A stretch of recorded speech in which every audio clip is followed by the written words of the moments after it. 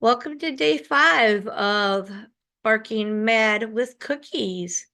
And today is all about celebrating success. So, the first success we want to celebrate is yay, you made it to day 5 video. So, it is like it's super important to remember that training is not always linear. It doesn't just go forward. We might make progress and then we might go backwards a little bit. We might make some more progress and we might go backwards a little bit. And we might, we're good for a year and then all of a sudden the problem rears its ugly head again. And so we want to try not to get frustrated when that happens.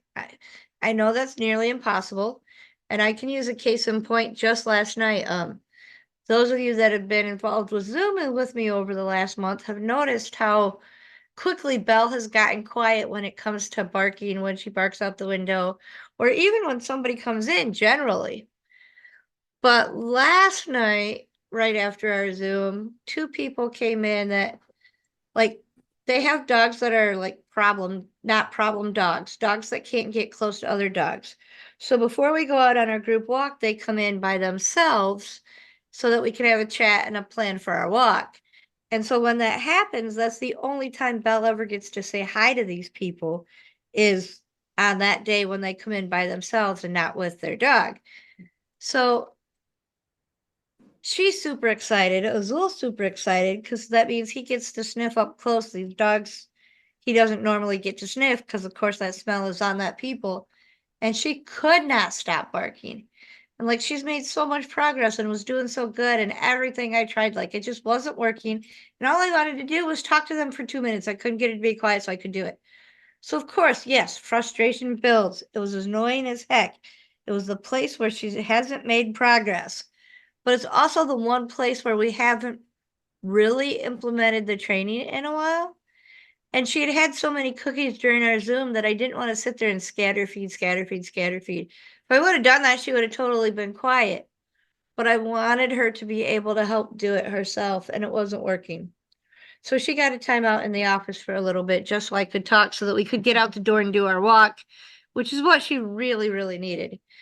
But so the point is, sometimes we think we have it mastered. When it slips up, we definitely are going to get frustrated in the moment. But when we calm down, try to think about like, all right, that really shouldn't have frustrated us because we know things are going to happen. It's a natural behavior for our dog.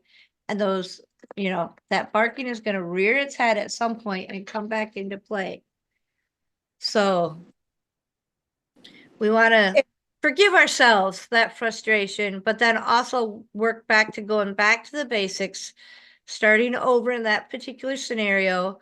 What was wrong with it? Was it something you haven't practiced in a while? Was it something you haven't reinforced in a while? Was it something that just set them over the top with excitement, like Belle's last night? What was it that made that different from your successful opportunity where you were able to see the reduced parking the last time? What was the difference? And then kind of pinpoint that and see if maybe you can do some training right about that one thing. And Cindy, you wanted to say something? yeah, I want to say sometimes you work through all your triggers and then the triggers disappear and then the triggers reappear. So for example, Nick really, really had a problem with the neighbors that I had when I first moved here.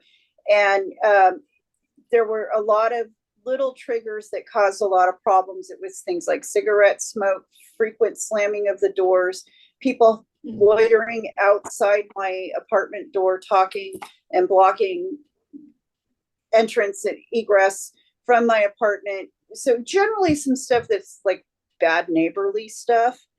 And it was really intimidating for Nick as a very timid puppy to have these people that were essentially scaring the crap out of him.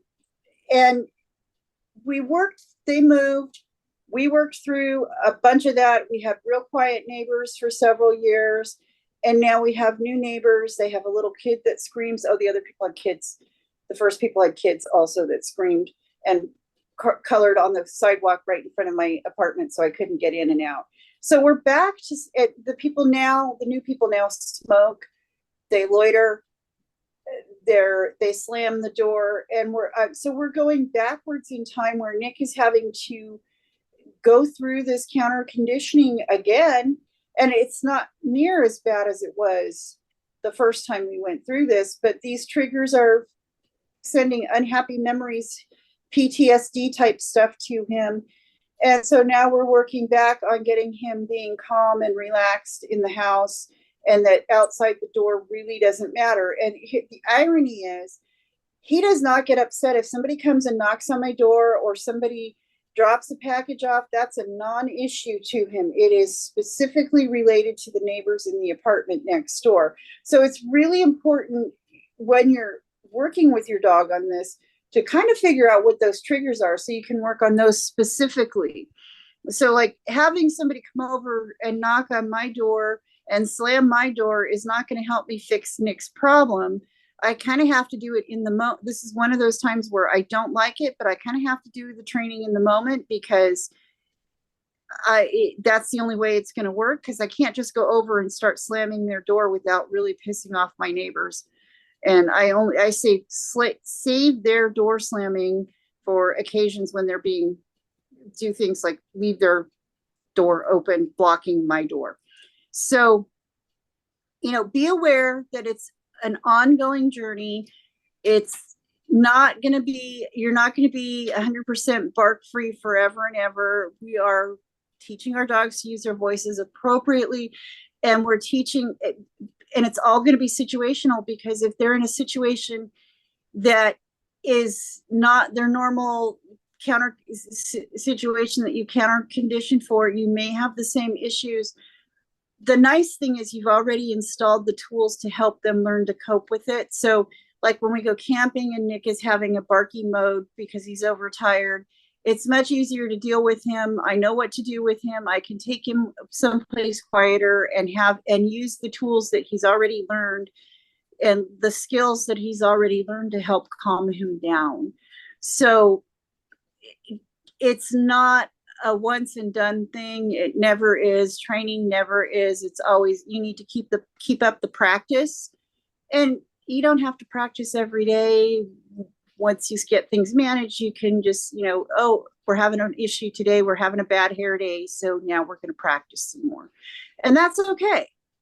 Just be aware that, life happens and it will happen, but now you have tools to deal with the situation when it occurs. That is perfect. And so while we want to celebrate even our smallest successes, we also want to look at, all right, if we're not seeing success yet, then what can we maybe fix to help get that success? So the very first thing that we want to look at is environment. Maybe we picked an environment that was a bit too distracting, so we need something less distracting, or an environment that has more predictable distractions. So I know the barking at the door has been a big one that a lot of people have been discussing with us recently. So if your dog is barking at the door, go back to having that person that lives with you or somebody that comes over, so if you have a friend that visits on a regular basis, have them practice coming in the house 2 or 3 times or 5 times or 10 times in that long. Like, you don't want to do it too repetitively that the dog is getting bored with it, but you want it to make a non-issue per se. So if you do it too long, you can create boredom and frustration and the dog stops trying and you're not really solving the problem. But practicing it 3 or 4 times with that person that the dog knows can help them learn to control their arousal level as you practice.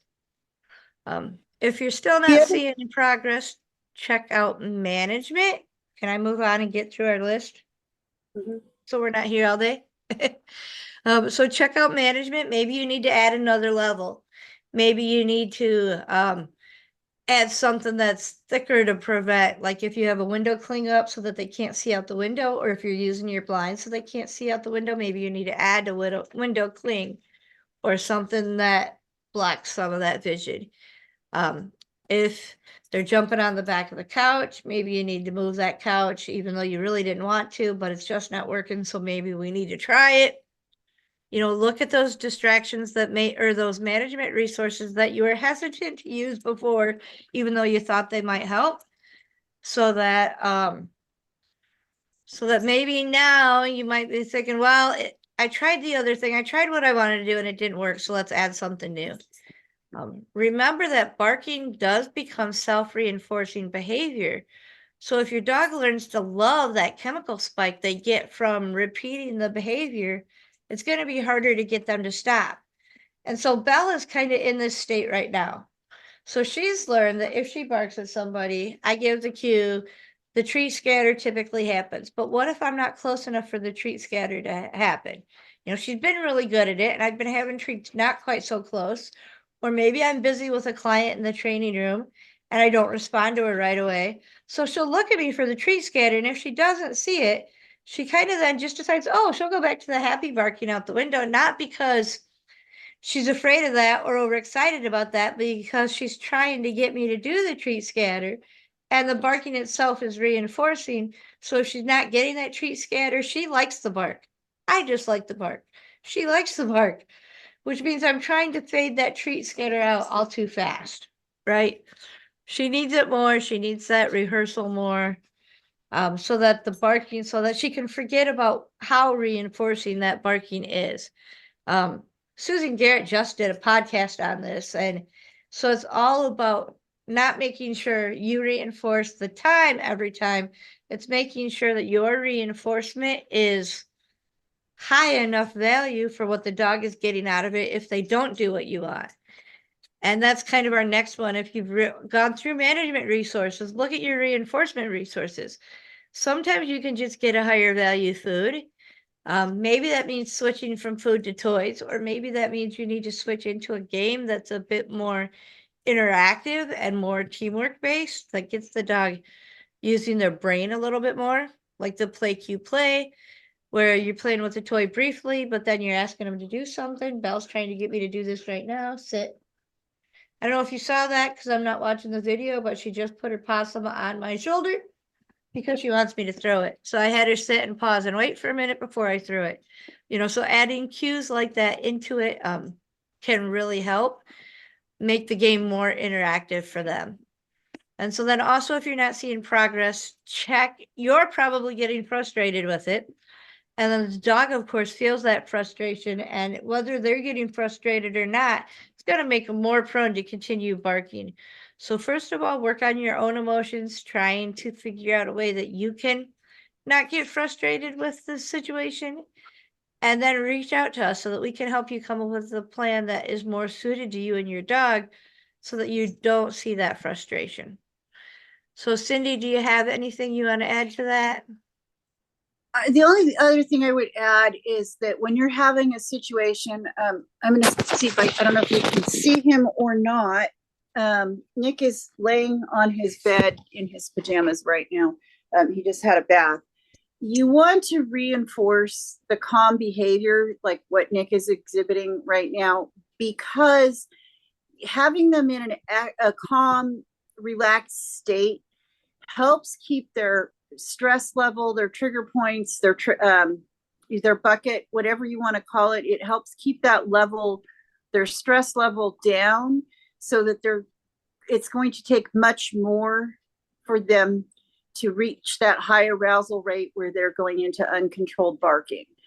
And I think we touched on this a little bit with, giving calming activities, lick, mats, chews, things of bones, things of that nature, to just help them do some alternate activities that are calming and relaxing, that aren't going to stress them up, and rewarding when you do catch them, laying on their bed in their pajamas, like we'd all like to be right now. When they're doing things like that, we want to reward that and encourage that behavior so that it will keep their stress levels down. And I got a good example of that right now, because as you guys have seen, Bella's been kind of goofy and playing with stuff. And so like she's been active, and now I'm trying to get her to calm down because the kids are starting to come by. Look over here. And so I have a small handful of treats. Kind of hard to show them without dropping them. And she only gets reinforced when she's laying down being calm. And I will dribble them to her as we talk. And and it's not nonstop, but it's also very fast. Like right now she's kind of begging for him and I'll wait her out a little bit. What I want is a not a specific reinforcement rate. So like if you start, you might be counting, all right, one, retreat, one treat, 1, 2, treat, 1, 2, 3, treat, kind of thing. But then you want it to become more random so that they don't really know when the treat is coming and they stay calm. And And, yeah, she's not even like she's not mentally calm yet, but she's on the way there. And if I did this long enough, she eventually would be mentally and physically calm. So this is and kind of what Cindy was talking about. I'm reinforcing the calm. She's trying to make herself calm, even though really she wants to just run, run, run.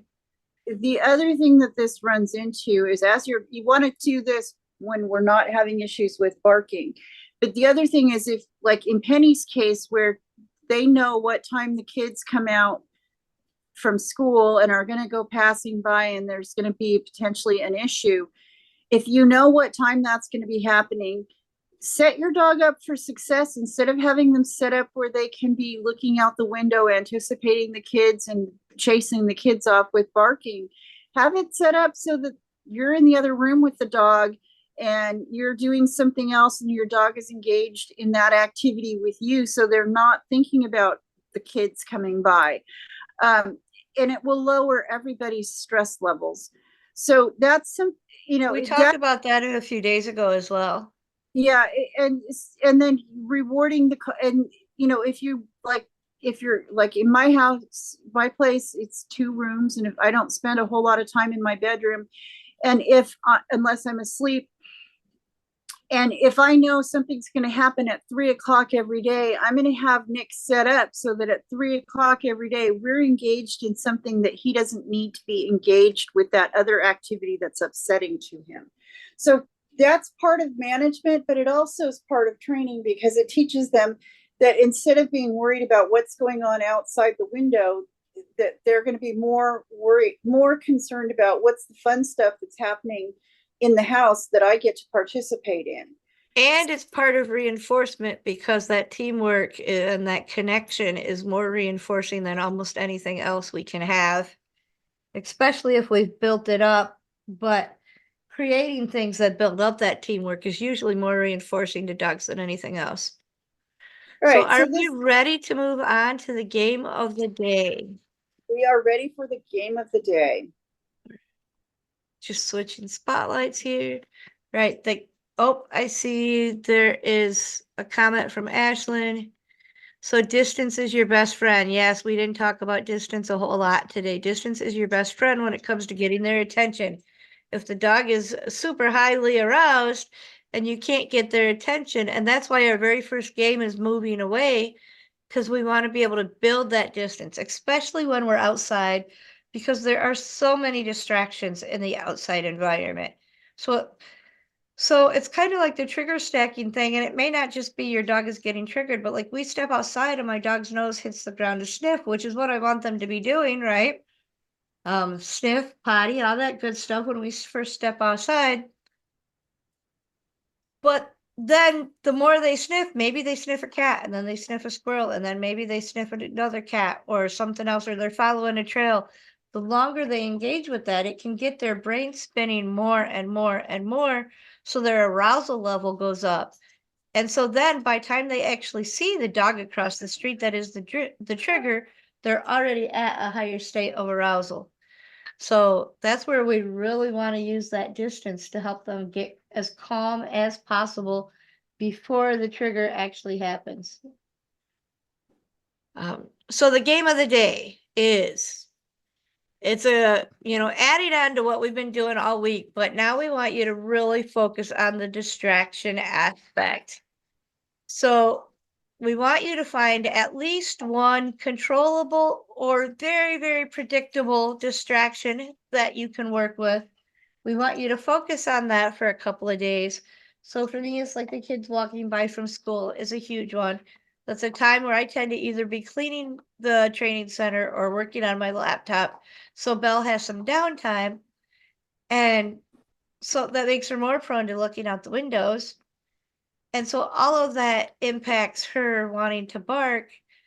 And so just by working on that particular thing, so maybe you have to change your schedule around for a little while so that you are more available to your dog at that time of day if it's something that happens at the same time every day or once a week. Uh, so it might be a schedule change, but so pick one thing that you can control or is very predictable. Have your friend or family member knock at the door or walk past on the sidewalk or circle your house or, whatever it is that gets your dog barking. Maybe they're quiet sitting in the backyard for a little while, and then all of a sudden they walk around to the front yard where your dog sees them again and starts barking because your dog's in the house with you. Have those people help you make that distraction easy to predict. And that also helps teach them. So the dogs that bark at the window generally bark at the window to tell the people they see to go away. So then they're heavily reinforced for that when the person moves down the sidewalk. So if you have a spouse, like a family member or a friend, that is your distraction, you could have them, when you hear the dog bark, just stand still. Maybe turn your back on the dog if the dog is not going away or not ceasing to bark. You may want to turn your back on the dog. You're out, so the distraction is outside and you're inside when you're doing this with your dog. So have them do anything but move further away because we want to take away that self-reinforcement that the dog is getting by chasing the person away, right? If it's somebody the dog knows and loves, like if it were to be my spouse, the dogs know and love, they're barking out of excitement, then they could move further away. You want them to avoid moving closer because that's really what the dog wants, is for that person to move closer, right? So think about that and kind of build that in as you're adding your distraction. Super controllable, super predictable. And so, Cindy, you want to talk about the video tip of the day? The video tip of the day is to record, save, and go back and review in a week, a week, 2 weeks, a month, 2 months, 6 months, a year, and see what you can do, what you would have done differently, how you would have changed that situation or not, if you really like the way it came out. Now, Penny and I have all sorts of videos online, and they're from various stages of our training journey. And you will see over time that our training techniques evolve and change, and that's normal because that's part of growing as a human. And so going back and seeing what you've done and what works or didn't work can help you maybe problem solve and fix the issue. Or, we've been doing this for a while now and we're still having the exact same issue with the exact same spot. What can I do different to make this different? It might give you that insight, or it might be something you want to share and ask a trainer about. What could I do different? Or It might also be something like you think it's really bad and as bad as it was a year ago. And when you watch the videos from a year ago, you go, oh, it was much worse then. We've made so much progress. I can't believe how much progress they've made. I mean, if I look back at Nick's puppy videos and look at where he's at now, he's a totally different dog than he was. And it's just about, it really helps you. And it's also kind of fun to go back and look at your dog in younger days. And it's a good way to remember things about your dog.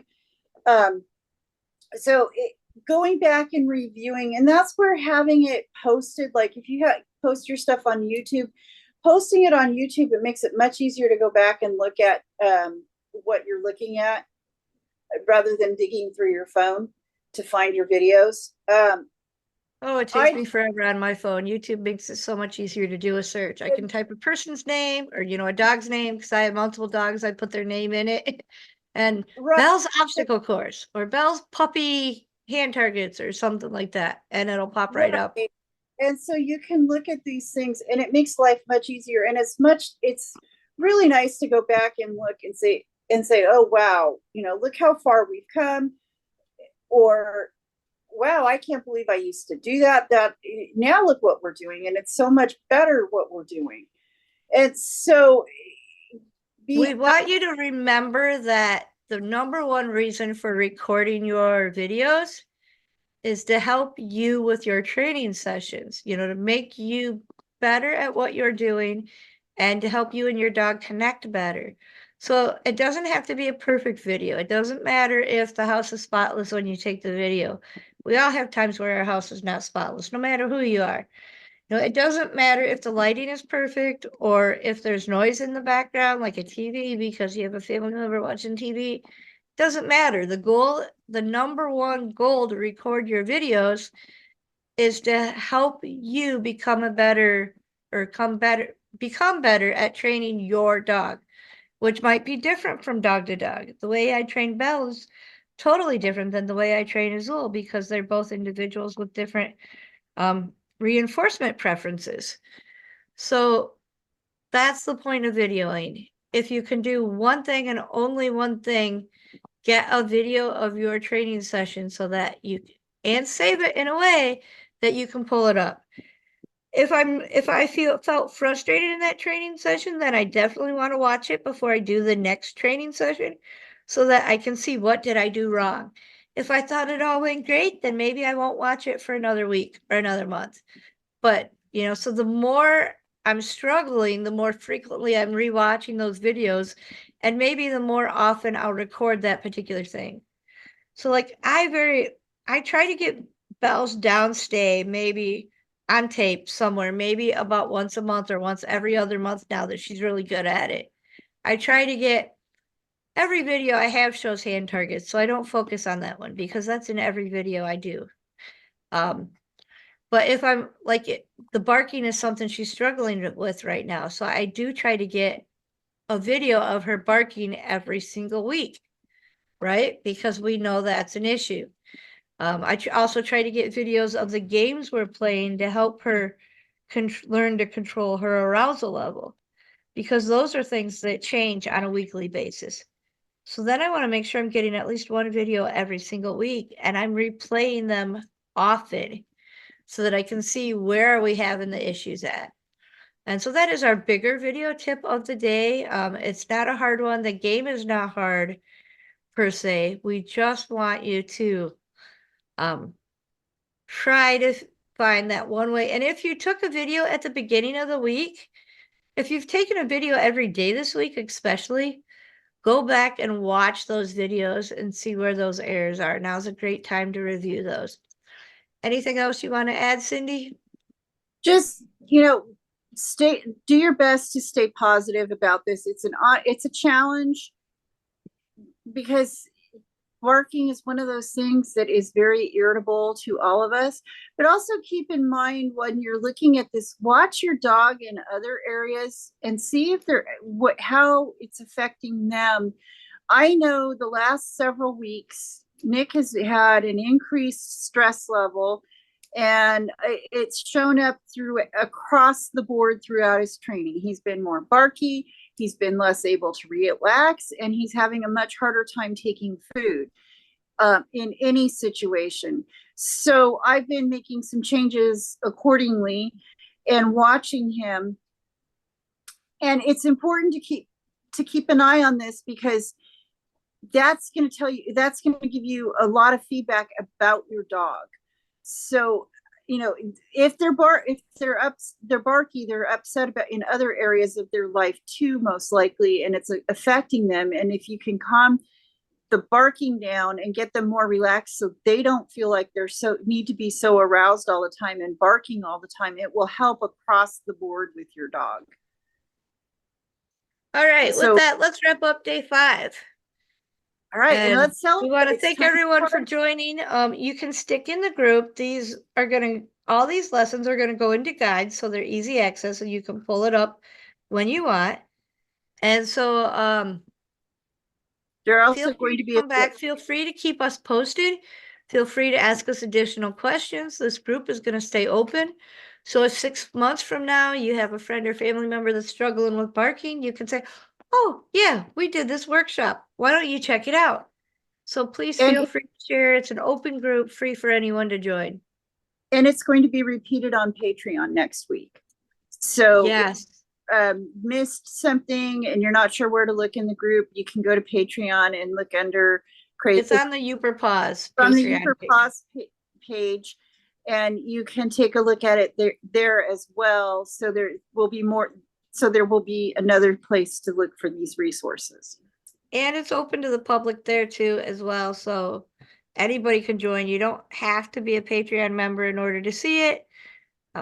If you're a Patreon member there, you can also see a bunch of other free posts that are going out on our next project, which is our fresh start to dog training. And that actually begins on November 18th, runs for 5 months, and it's going to help us with a lot of force-free training tips to help develop a deeper relationship with your dog. And we all need to do that no matter where our relationship is. That's something we have to continually do. So Azul's done it every year for the past 4 years. He's only 4.5 years old. So I look forward to doing it again with Azul. It's going to be fun. We hope you will join us there. That is 100% on Patreon. So it's on the Uper Paws Patreon, and that is a paid membership of $10 a month. Unless you're in the Crazy2Calm Patreon members, you get a discount. So, and the Account Buddies training group will be following along with the what did you call it again? fresh start. The fresh start activities that we're doing, so that if you're doing the fresh start, you will also be, when we do the Account Buddies, we will also be doing the same games. And so it's a good place to say, okay, well, at least twice a week, I have the option of doing this with other people. Right.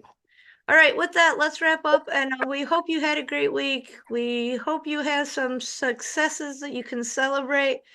And if you're more frustrated than when you started, please reach out to us. Barking is definitely a challenge we've both dealt with in the past.